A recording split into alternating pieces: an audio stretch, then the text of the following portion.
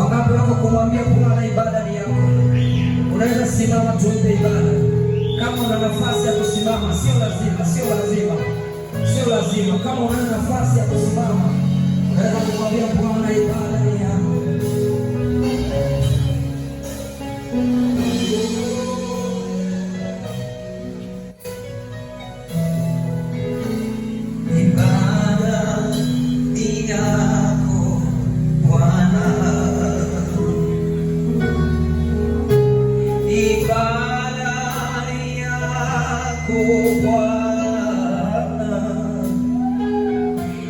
Oh, sio ya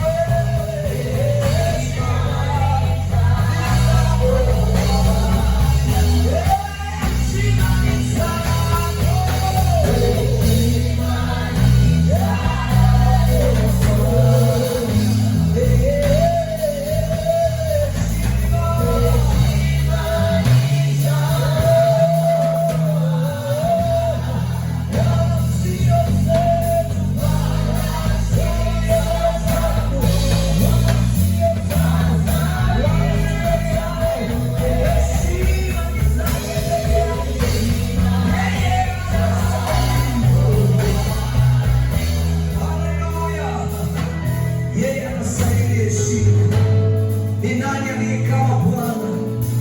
Ni nani aliye kama Bwana? Ni nani ambaye anaweza kufufua? Ni nani anaweza kufanya vilivyokufa kuishi tena? Ni nani anayeweza kujibu mahitaji yetu? Ni nani anayeweza kujua mawazo yetu? Nani achunguzaye mawazo yetu? Nani anayeweza kuchunguza mioyo yetu? Tunayo sababu ya kusema ibada ni yake.